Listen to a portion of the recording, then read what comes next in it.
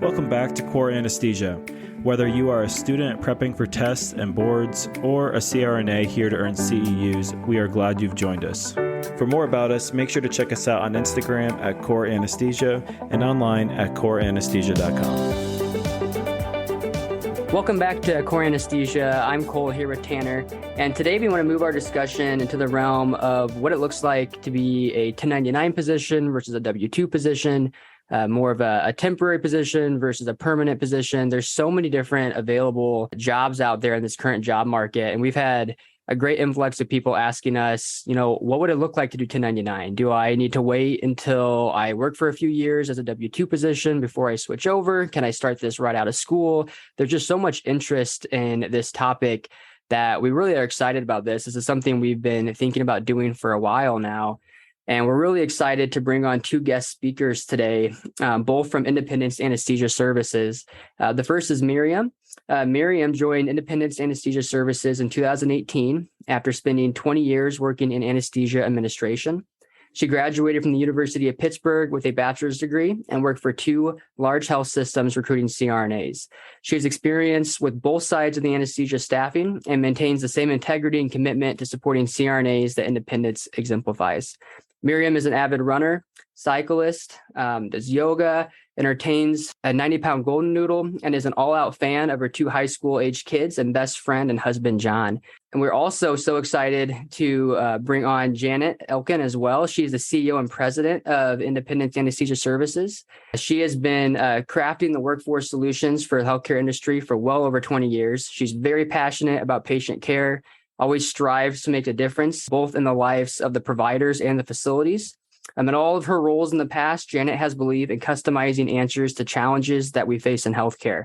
And we all know there's plenty of challenges in healthcare, especially as we're moving into this current chapter of anesthesia. I feel like it's just dramatically changing in the last few years with the job market. And so we're really excited to bring Janet along. Alongside Janet, the Independence Anesthesia Services team is forging a path different than the typical cookie cutter approach to locums. She believes in innovative programs like giving equity in the company to the providers, ensuring no gaps between assignments and income, and having one point of contact to healthcare system.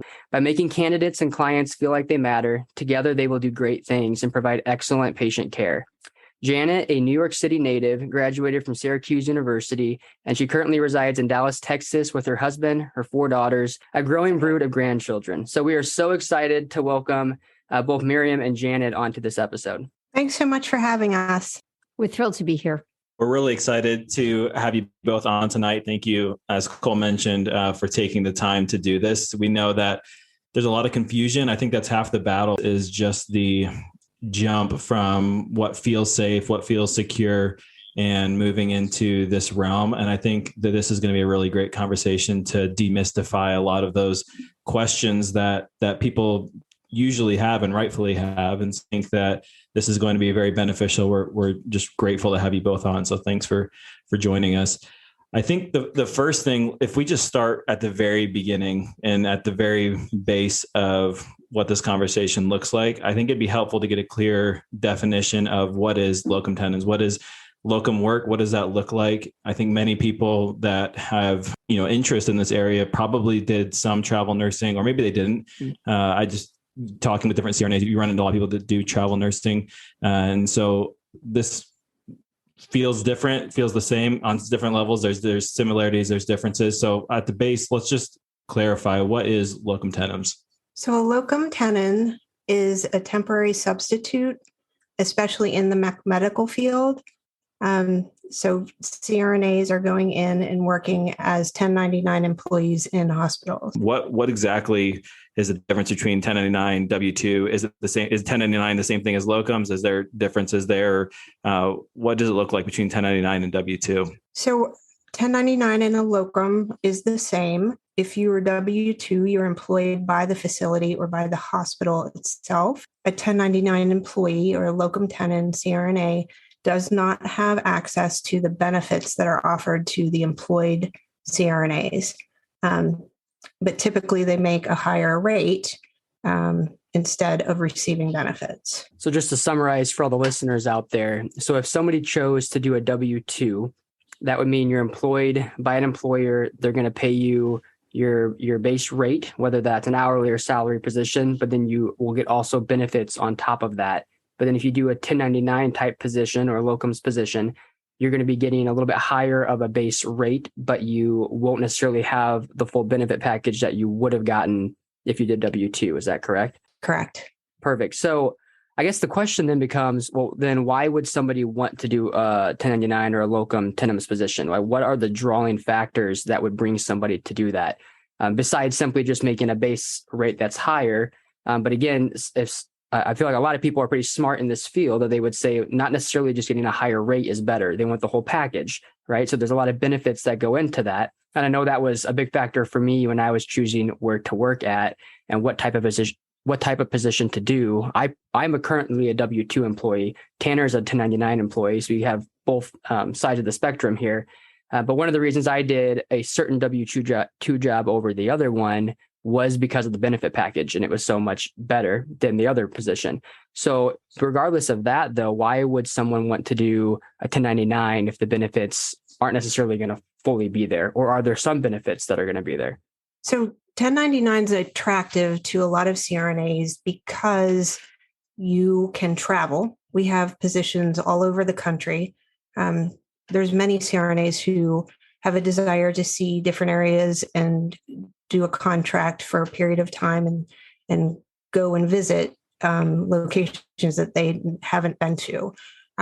It also is great for flexibility. You can typically pick your schedule and allow time off when it's needed.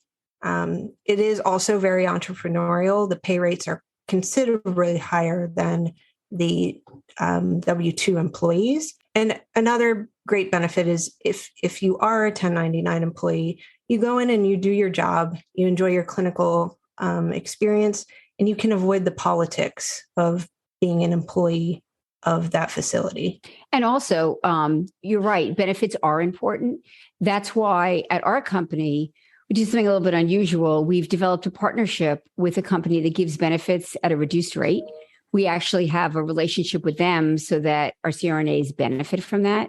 We also have a relationship with a law firm that offers extremely inexpensively the idea of being able to set up a CRNA with their own LLC. So really making it as easy as possible for them. Yeah, that's incredible. I remember I did several years of travel nursing. And as you start to get into the travel nursing or locum field, you'll quickly learn that there's plenty of options. A lot of people who would like to work with you as a provider or as a nurse. And many times they even had similar contracts at the same hospital. What my wife and I really found out was that it wasn't always the highest rate that you would take, but companies that would do those added things and make the transition seamless for you, because it can be, we'll get into this here in a little bit, I hope, but it can be such a headache going through credentialing or making sure that all your, vaccines are up to date, or all of your, lab draws or whatever it is. Can take so much of your time, and it doesn't feel like it because you're not at the hospital, but that's taking away time at home with your family or setting up a company like you just said.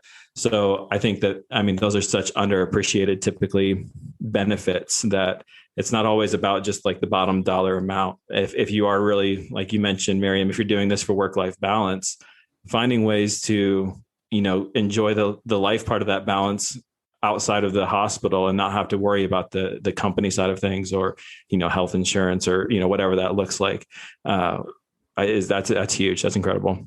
And Janet, as you mentioned, the idea that your company works hand in hand with a law firm that will set up your LLC, your business as you start. I know that's such a fearful concept for a lot of individuals that are going to make that leap to do a 1099. If they're currently either a W-2 employee or they're a student and they don't know which route they're going to do. I've talked to a lot of people that they're just fearful of the unknown. They don't know how to set that up, how to do that. And so the fact that your company provides that great benefit to be able to set that up is just, I think, amazing, because so many people don't really understand the different things that go into that. And they don't want to mess up something from a legal standpoint when they're setting up their business. So as Tanner mentioned, there's more, and that was kind of what I was alluding to earlier. There's more than just a base pay. There's things that go altogether to make that package so much more appealing, so much more seamless, as Tanner was saying, to basically set up your first 1099 business so then you can go and actually start doing these positions. So besides just obviously setting that up, I know that's a big factor and hurdle that people have to get over. Once they have created their 1099 business and they want to do a locums tenens position, Miriam, the first thing you talked about was travel. I mean, that's something that I think most people are interested in doing if they're going to be doing these locum positions, is they want to go see the world. They want to go see different parts of the country. And that's a great benefit of that. And also with choosing your schedule, as you said, at least for me, that would be such a major perk to doing this, because I feel like no one wants to actually be told you have to work this exact hours every single time. You want to have some type of control. It makes it feel so much better when you know you're doing it out of your choice to come for that select shift, rather than you're just being told as a W-2 employee, you have to come there for that time. So that is definitely a huge perk. But besides that, what are some other things that would draw somebody to choosing to do this route versus a W-2? You can definitely gain experience clinically, going to multiple different sites, working in different size hospitals, different levels of acuity. So it definitely gives you a leg up on your CV, because you have a vast amount of experience in different locations and different settings. And then another idea too is that if, let's say, you're thinking about moving to another part of the country for family reasons or whatever it might be, just strikes your fancy. This is where, instead of like not really being sure, is this going to be the right environment for a full-time permanent job, to be able to work there as a locum and get a better idea if it's the environment you want to be in. Because let's face it, environment really matters. Yeah, that's so true. I mean, you take a big leap when you sign on somewhere and you try to do your due diligence with asking around and, even through the interview process. But there's nothing like doing a day in the OR to get to know the dynamics, to get to know the different people, how everything works together. So I guess to that end, is locums typically like a 3-month contract? Is it typically a 6-month contract? Or does this look different? I mean, when I did travel nursing, it was typically 3-month contracts. And so what are some options there? It sounds like when you talk about going to a new place and kind of get to know the feel of it, what does that look like as far as timeline? 3-month contracts are the most typical, and normally we set up the contract with an option to extend if mutually agreed upon. I have a facility requesting a year-long contract for all our current CRNAs, just because they have such an extreme need. But in those contracts, there's a 30-day out. So if someone has a need to make a change, they can provide 30 days notice and leave that facility and still be in good standing. Finding a company that has your back and is able to really be on your side if you do get in a spot where, life happens, you need to change, locations, or potentially you don't feel like you're practicing safely in a setting or whatever that would look like. So you just mentioned that you included a clause with a 30-day out. Is that typical, or is that pretty unique to your company? It is typical in the industry to have 30-day outs in a contract. But I should say that if there's an unsafe situation, independents will definitely step in, and there are situations that we would say we would give immediate notice. If a CRNA does not feel comfortable and unsafe, it is written in our contract as well that they can leave. Yeah, I think that, even when we started at the very beginning talking about locums, to me, just talking to the different people that are interested in it, feels it honestly feels scary. Going from a W-2 job where you know your benefits, you know your hours, you know exactly where the locker room is. Now going to locums feels like this is a huge jump, and there's uncertainty. I could be stuck somewhere that I don't like, and I don't, there's a reason I'm going to this hospital because everybody hates it and they're leaving, or there's a lot of misconceptions around it. And so I think that just what you just mentioned breaks down some of those fears as far as, nothing's permanent and there are things that are in place to protect you as the CRNA. That's awesome. Well, and the nice thing too, we've talked about this in the past with looking at different job offers last year when we were graduating. And we were told and got a lot of advice from people to be very hesitant to do long term sign-on bonuses or long commitments. And I think you brought up a very good point there, Miriam, is that you don't necessarily, if you're doing this route, have to take a position where you're doing a 3-year commitment to sign on and take a bonus. You can trial something out and even see if you like that geographical area, if you like that facility, et cetera. And then you don't feel trapped there because you know it's only temporary. And if you don't like that, you can move on to the next spot. And that's a wonderful point to bring up is that even if somebody wants to make it more long-term, I know of a lot of locums that have stayed at the same facility for 3 to 5 years that I've worked with. And so it doesn't necessarily mean that you have to bounce around from place to place to place every 3 months and constantly be uncomfortable getting to know new people, new facilities, et cetera. And if you want to do that, by all means, you can do that and jump around. But it is nice to know that like you can find a spot and settle down at that spot and not have to be a W-2 employee. You can do a 1099 position, which I think is a wonderful option. But so another thing I want to bring up is finances and the differences between the two. I know a lot of people always talk about the tax saving perks of it, the fact that you're making more, you can write off more. But do you want to elaborate a little bit, Miriam, about what advantages you have if you do this route versus a W-2 employee? So the advantages as far as taxes, you do need to either hire an accountant or do your own taxes. Many of the things that are a cost are a write-off for you with your LLC. First of which, creating an LLC is a write-off. If you provide your own malpractice, that is a write-off. Other costs related to working, you can use as write-offs as well. So we definitely don't give tax advice. Not a good idea, but I think that engaging with a good accountant is the way to go. While we're talking about that, how does housing work then? As far as if you're, say, I'm in Phoenix right now. So if I want to take a job in California and I'm going to do 3 months in San Diego, is that included in things that are written off as far as your housing when you go travel? Or what does that look like as far as the housing side of finances?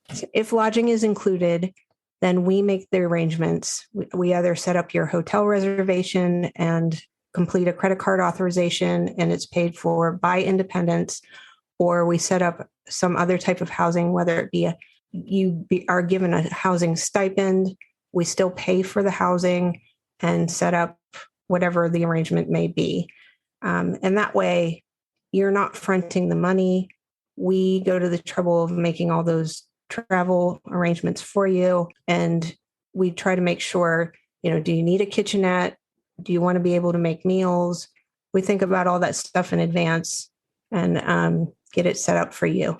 If you're traveling, especially like I know you've done travel nursing before, the last thing you want, especially if you're new, but even if you're not, the last thing you want to deal with is getting somewhere. And I've seen this happen where you can't get into your apartment or your hotel, or there's some kind of problem and you just feel really alone. You could be halfway across the country. That's why it's very important to us to make sure that we have a team. Actually, our team came to us from years of working at Disney World, where they dealt with some pretty difficult situations. So they are incredible about caring about each provider they talk to and work with. And then on top of that, we wanted to make sure that there was really 24-hour coverage. So besides our team, we also contracted with a very large travel agency. There's 24-hour coverage as well, because that's the last thing you want to have to worry about. That's incredible. I know that while there's so many benefits to doing locum work, there feels like a lot of moving pieces. And, you got to, like you mentioned, you're doing your own taxes, you're doing your own company, those things there that you need to get set up. In my experience, once that's set up, it's out of mind, out of sight, because it's just like anything else where, people are managing that for you. But yeah, there's a lot of moving parts sometimes. And so to have a really strong team that are helping you with those ancillary things, because it makes a difference when you have a 7 a.m. case and it's midnight and you can't get into your apartment. So that's another huge, huge thing. And I think a lot of people have the desire to try this, because like we talked about, why become Locum Tenens, there's it's not just for the adventure bug that wants to go and just, see the world. There's also, like you mentioned, if you want to just check out a new hospital, or if you want to just pick up extra hours across town, or whatever that looks like. And so to me, it's not a one size fits all, but it's nice to know that you guys have solutions for all of these things, and you have support in all these different areas, because there's lots of different needs, whether it's the person that's going across town or the person going across the country. Those needs look different, but it's nice to hear that you have that infrastructure and things set up to support that. Well, no, you're right. It makes a difference. And the other thing too is that you don't want to then work alongside someone at a hospital where you have to worry, are they someone that I should be working alongside? So credentialing is extraordinarily important. We have an amazing credentialing team that makes sure that everything is done the way it needs to be done. But in addition to that, really helps the provider so that they don't have to worry about any of that. They deal with the hospital. They help them with anything they might need. And then let's say there is a problem when they're in their contract, it can happen anywhere, something that either they feel unsafe or just a situation that happens that's totally out of their control. We have a VP of quality assurance that is a nurse she's got at least 25 years of experience, and she's got a wonderful way with both providers as well as staff at the hospital, because I can't say enough about that. After all, you got into this because you wanted to heal, because patient care matters, and we need to do everything we can to make sure you can do that in the best way possible. Yeah, again, I think that's just awesome, because I think many times this can feel like you're going out on your own and you're going into the unknown of, I'm just going to this random hospital that I know nothing about. I don't know where the nearest bathroom is, let alone where my locker room is. And having somebody that's, on your side and in your corner, that's massive. And I can tell you from experience being at a hospital that I didn't feel comfortable at or didn't feel safe. We had an incredible agency that we were working with as bedside nurses, and it made literally all the difference. And that was a company that we stayed with. Even like money was not the ultimate thing. It was knowing that they were in our corner and they were going to help out in those situations. So I think for the next thing I'd like to talk about, because we have people listening that are on all different parts of their journey. We have people that are in school that this is the first time they're even hearing that this is a possibility. We have people who have been doing locums for years. We have people who are, at their W-2 job for years, and they're thinking about maybe trying something else, or trying something for a retirement gig or semi-retirement gig, or whatever that looks like. So can we make this really, really simple? So you've never done locums before. How do you become a locum? What's step one? And literally what's like the very basic, I want to try this. What do I do? So the first thing you need to do is find an agency, partner with a recruiter, you register, you submit your CV. In partnering with that recruiter, you work together to find a job that fits what you're looking for. So location, definitely, case types that you're comfortable with, and whatever pay rate that you're going for.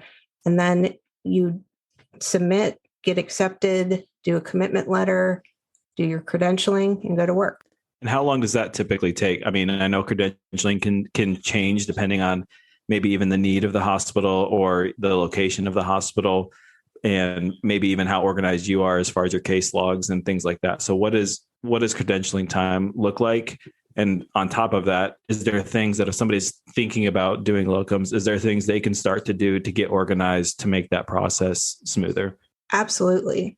If they start electronic file of all their licensure, all their past malpractice, any ACLS, BLS, PALS, just put all that together in a file. That is incredibly helpful. Update your CV. And the process, I think, credentialing typically takes 30 to 60 days. You can receive temporary or emergency privileges.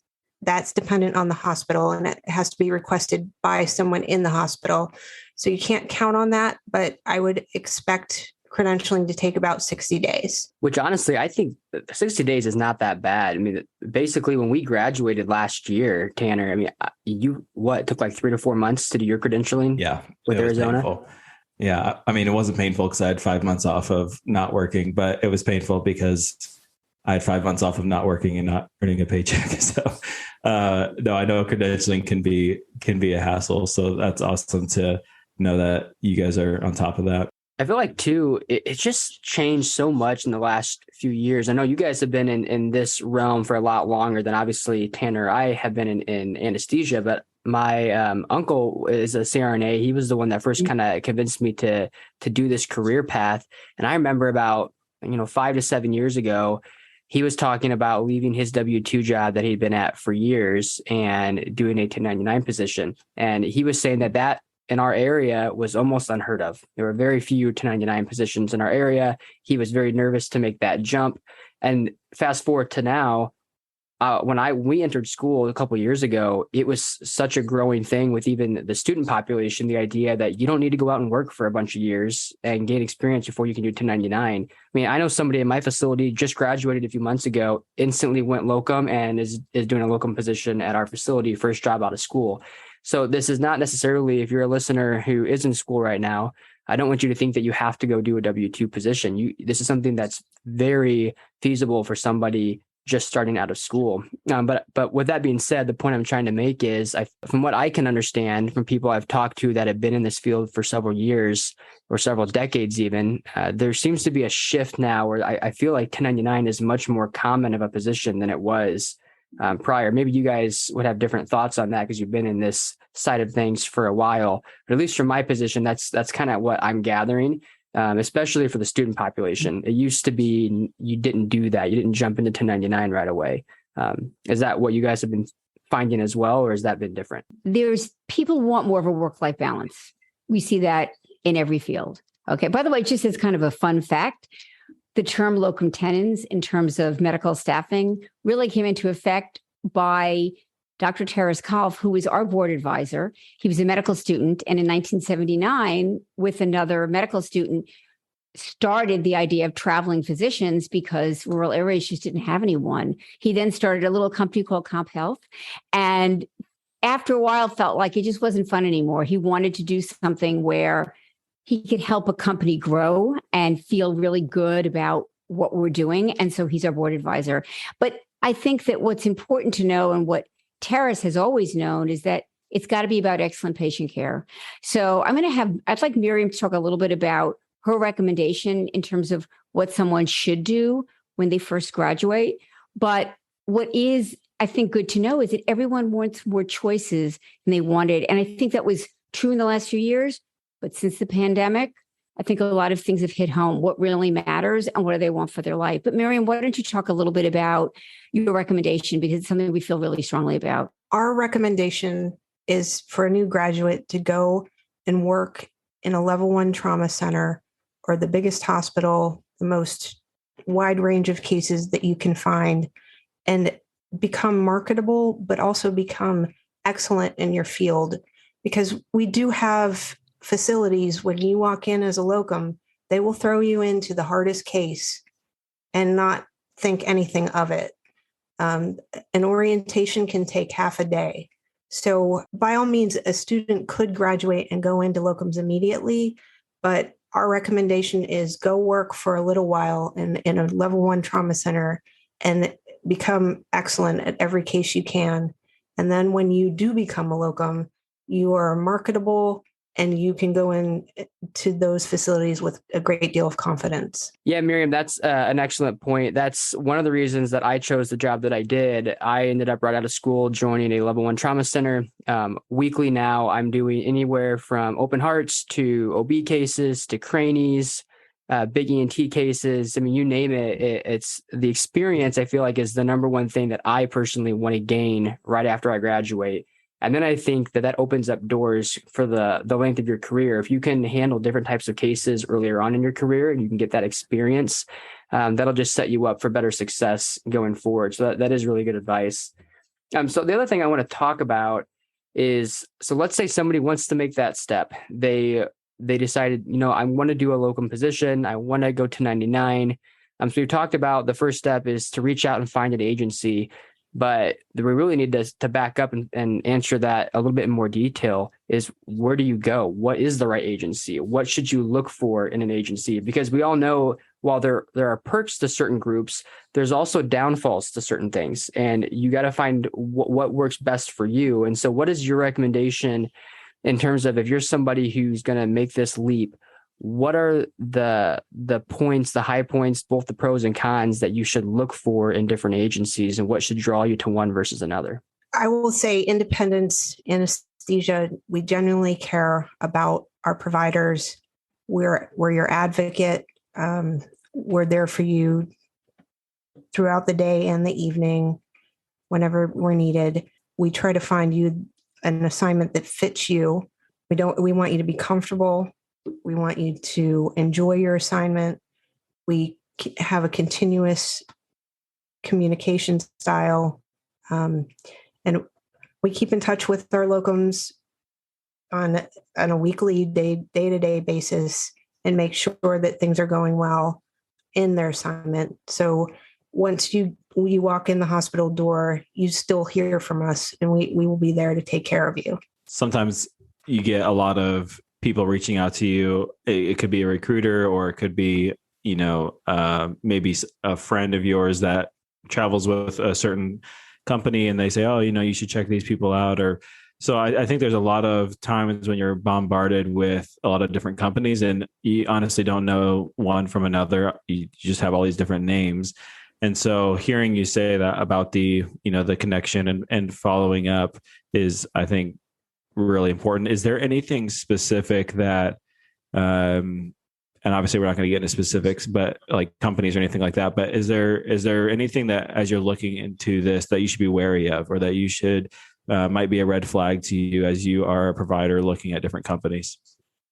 Yes, there are some things that you should watch out for. There are some agencies that will wallpaper your CV. They will submit your CV without your permission. And by all means, independents will never do that. We will always get your permission before we make a submission to any facility. There are a few agencies that don't have a 30-day out for the CRNA. I am aware of 2 CRNAs that were sued by the agency when they tried to leave an assignment. It's terrible. It's not a good idea to treat anyone that way, especially not a provider that you want to continue to work with. So you do need to read the contract. You do need to pay attention to how your CV is protected and handled by your agency. And by the way, are they willing to have you talk to someone else that works for them? Unless you're fortunate enough to have a friend that does, how open are they to talk to some of our folks and see what they think? At the end of the day, that's what really matters. I mean, look, you don't become a CRNA overnight. It's a lot of work. It's a lot of time. Your license is really important to you.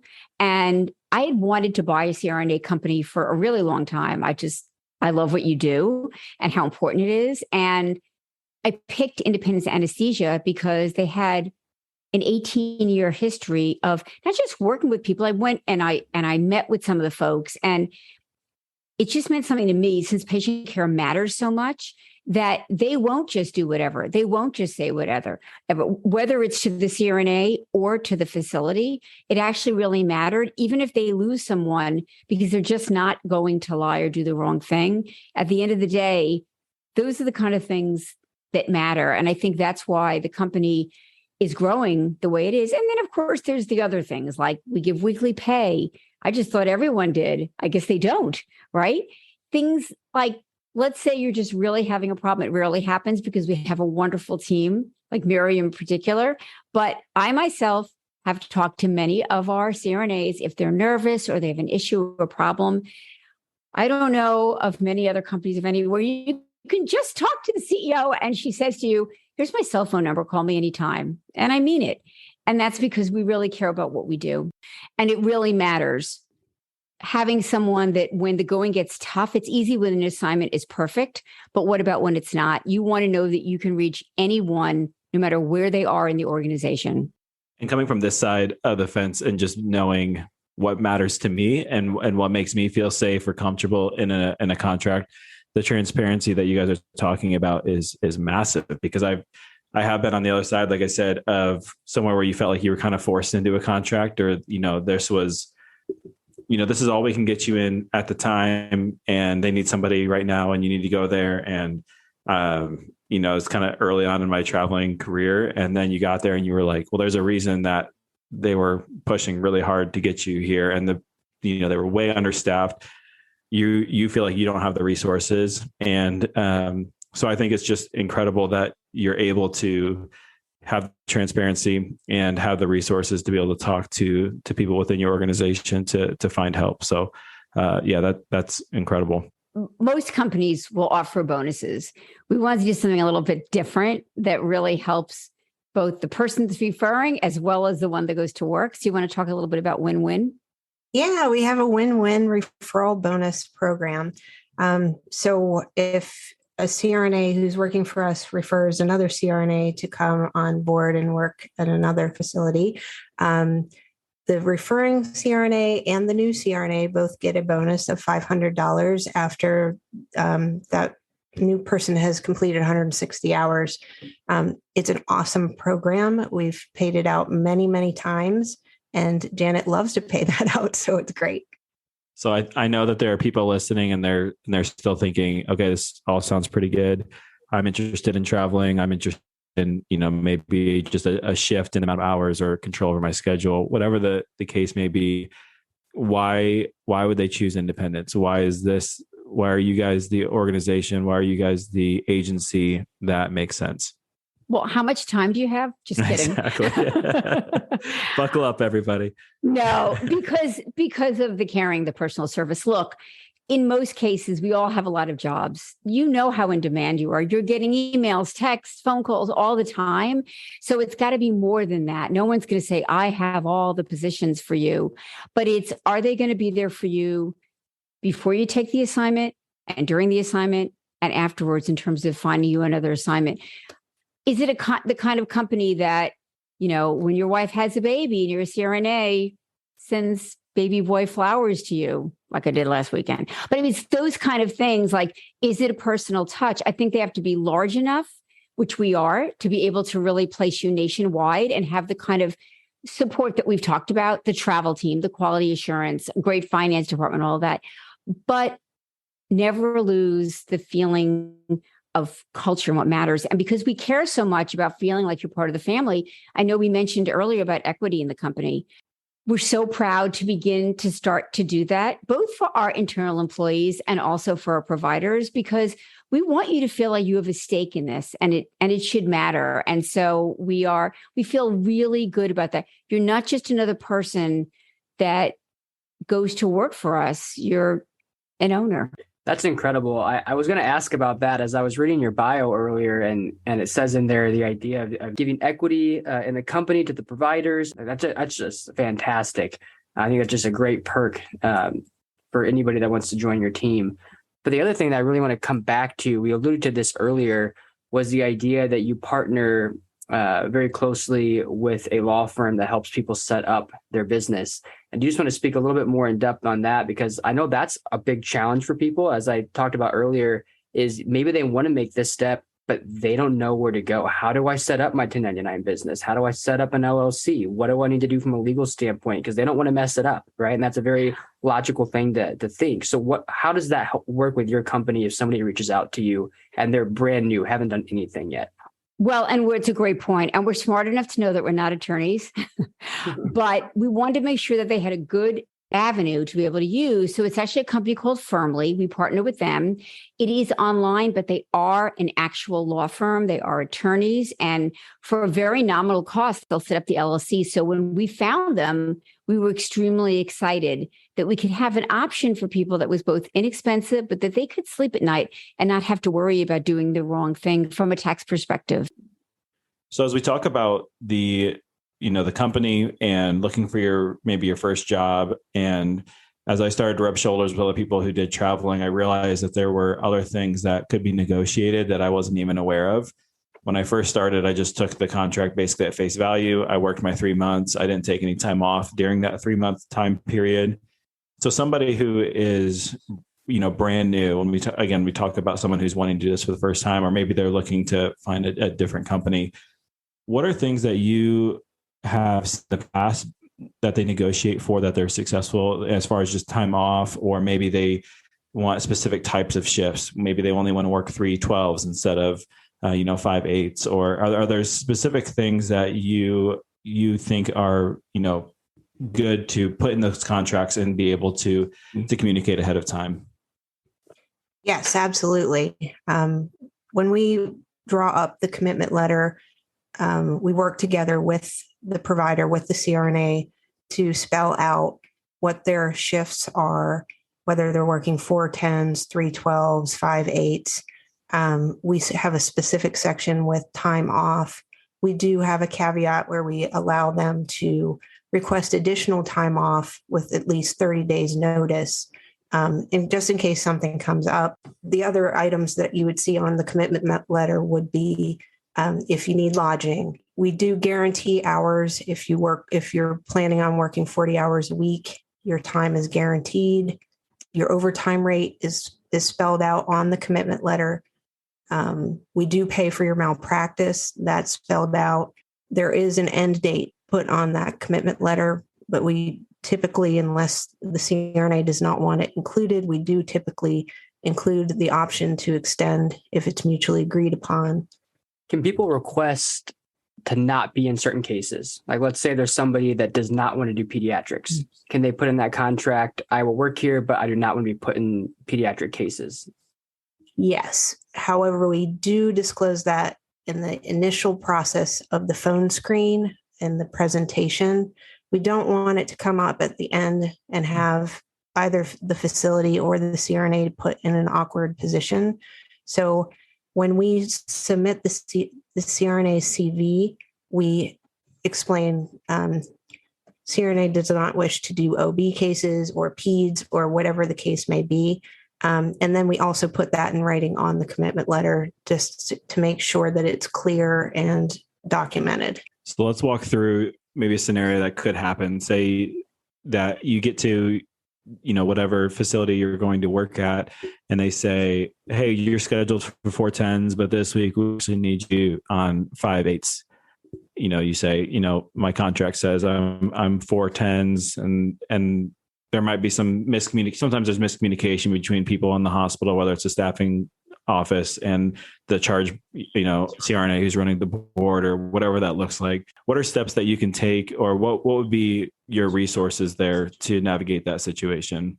In that situation, we would reach out to the facility and engage in a conversation. Perhaps there's some misunderstanding. We'd pull up the commitment letter. We'd make sure that it was properly communicated with the chief CRNA and whoever, the scheduler. And a lot of times, like you said, it's just perhaps that piece of information wasn't communicated and they need to be made aware. But we want to make sure that we take care of it for you. It's much better than you having to deal with that situation yourself. That's why we're really your advocate. The last thing I wanted to touch on when we're talking about specifically why independence, you mentioned weekly pay, getting paid weekly. Is there, I think this is a common fear that I've heard. They say, hey, if you're going to go locums, you need to have 6 months of income saved up because you're not going to get paid initially when you go there. There's going to be some delay before you're actually getting through payroll and you're actually getting paid. What does that look like as far as starting a new contract, and when do you expect to actually start seeing income? So when you start with independence, you are paid 2 weeks after your start and then every week following that start date. So there's never a time, unless you actually take time off, that you aren't paid. Our back office takes care of the payroll. They're wonderful. They are efficient, and they make sure that everyone's paid on time.